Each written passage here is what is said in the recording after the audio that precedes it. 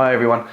A couple of days ago I put an article on my blog which was called The Primary Principle, and I put some thumbnails on YouTube and social media. It was a little bit tongue-in-cheek, and the question was, what do a Zen monk, a clinical psychologist and a Tai Chi master have in common? And okay, I was a bit joking, but my observation was that the concept of raising the crown of the head is considered primary in many different disciplines, and not just the three I mentioned, but there's other things like Alexander technique and various disciplines where they really talk about this kind of raising of the crown, so much so that it's I called it the primary principle. Now I'm not going to go over the blog, I have it here, but I'm not going to go over all of the article, but I'll put a link to it underneath this video so you can check it out. And I'll also in this video include the exercises that are in that blog so you can use this for reference. It's a little bit easier to see on video than to read the description. Now, in the example of the Zen monk, I took Guru Nishijima's instruction on Zazen, which is the sitting practice, which we call Dacho in Cantonese. And the first idea is there is a feeling of pressing upwards with the crown. And when you do that, the chin draws and slightly the neck lengthens. And the idea of that is to stabilize the posture. And this is the idea in Zen and in Kung Fu, that mind and body are one. They are the same thing. So taking an attitude or taking a posture physically has a profound effect on your mental posture, and vice versa. That's when you change your position slightly, you change your mindset. And also when you change your mind, when you become fearful or sleepy, it has physiological effects. So it's important when we do sitting practice to start by aligning vertically and getting that center point. Okay, that also has the effect on the nervous system and the endocrine system, which I speak about in the blog in more detail. In the Tai Chi, Yang Cheng Fu, who is one of the ancestors of the Yang style, which is the most popular Tai Chi style, and he spoke about the 10 important points for practice. And he spoke about the number one as raising the crown. Why is that first? Why is that primary? Because everything else comes after that. If you don't raise the crown, you can't sink the shoulders. If you don't sink the shoulders, you can't depress the chest. Therefore, you can't sink the chi to the dantian. If you don't do that, you won't be able to activate the waist and the legs, full and empty, and so on. If you want to go down the rabbit hole of Tai Chi theory, you can read the Tai Chi classics and Yang Cheng Fu's 10 points. Again, I'll put a link to that underneath this video. And in the case of the clinical psychologist, I was reading Jordan Peterson's book, 12 Rules for Life, and number one, he's got stand up straight with your shoulders back. And I know it's different, and he wasn't talking about Tai Chi or meditation, but nevertheless, he's got the idea of your attitude with which you confront life being tied to a physical posture. So again, it's sort of reinforcing this idea of mind and body connection. And also, why is this number one? Because the attitude with which you go into life is first, everything else follows. So again, I made some more kind of technical points and also showed some exercises about how you can understand this principle of raising the crown and straightening the back. Now, this does not mean that every movement in Kung Fu has the spine vertical. It doesn't mean that the head always points up.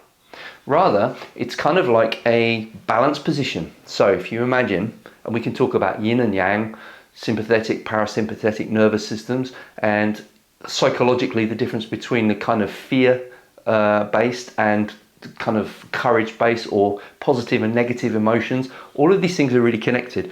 But what we want to find first of all is the center point.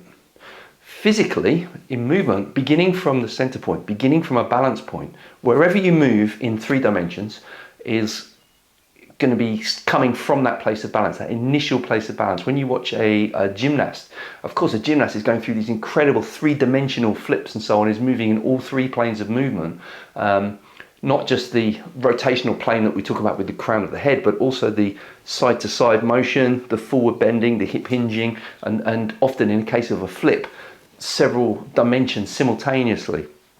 But you'll see when they start, they'll always start by raising the crown, and when they finish the move, pop, they raise the crown again, because they're coming back to that position. So that's one example. An example of a Buddhist monk who's sitting and finding that still center point. And again, in daily life, whatever happens, he's thrown out of his center point. He can go this way, he can go this way, but then he always comes back to stillness. So it means you can react appropriately. You don't overreact, you don't underreact, and then you come back to the center position. So people kind of misunderstood that I meant that you should go through entire life like this. No. Let's take the example of physical training. Extremes can be very useful. I'm going to give the example of what I personally do: saunas, cold showers. Okay, saunas and cold showers, or fasting, or intermittent fasting, where you're going from no food for a long time to eating, or you're going from extreme heat to extreme cold. Strength training to stretching is yin and yang.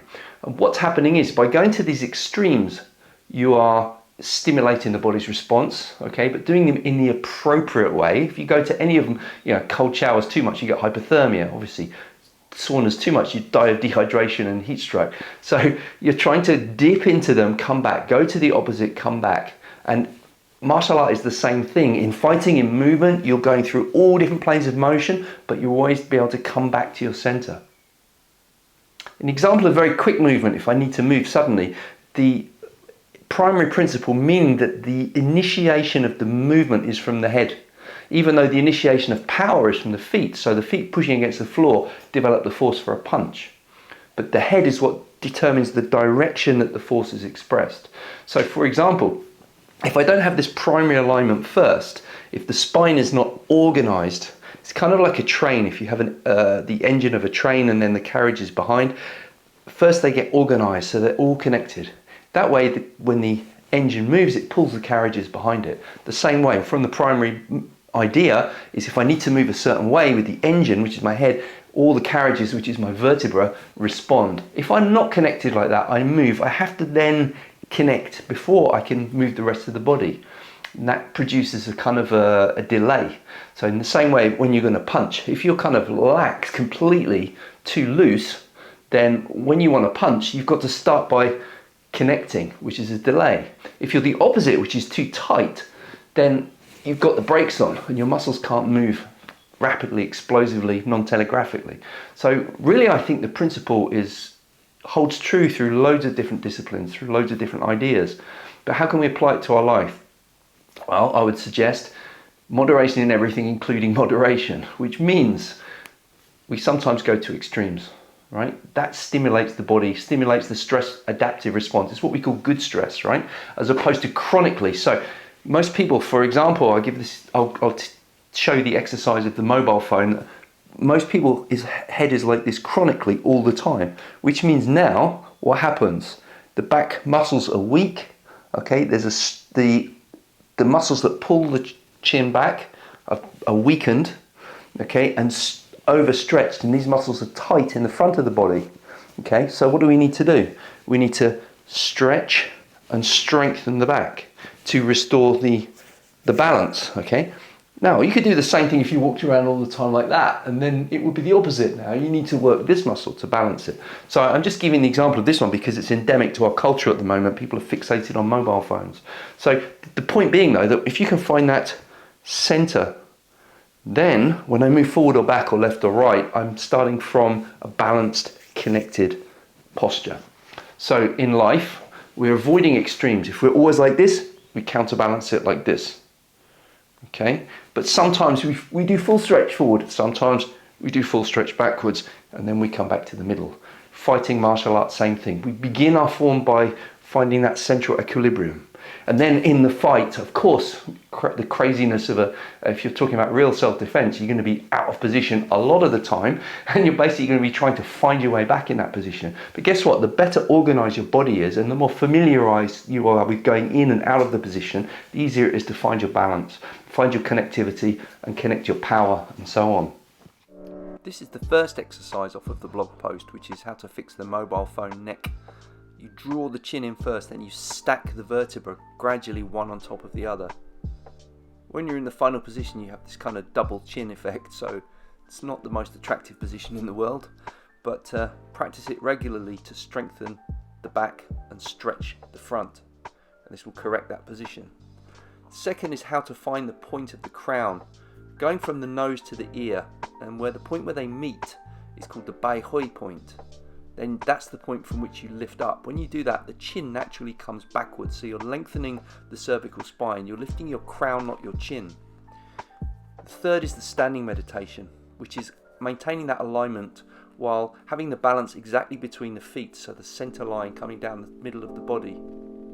And finally was how to move on that central axis. It's almost like you're on a skewer, so you're turning on that central line while maintaining that uprightness from the crown to the perineum. The arms just come along for the ride, so this will also teach you how to disconnect and relax your shoulders, which is really useful for martial artists. And maintaining that alignment while you're moving in that plane of motion is the fourth exercise.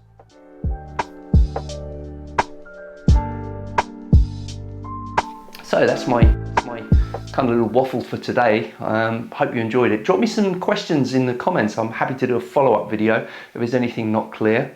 But I just want you to give that a little bit of thought when you do your practice this week. Think about the head. Even your basic Kung Fu, your horse stance, your punching, you're still thinking about your head. But then, try it with other things. Try it in daily life. When you're driving your car, raise the crown, then that will help you drop the shoulders, connect, relax. Even brushing your teeth, or make a kind of an awareness habit of that, and see what else it affects, see what else it helps, and share it with me. Okay, have a great week, and I'll see you next time.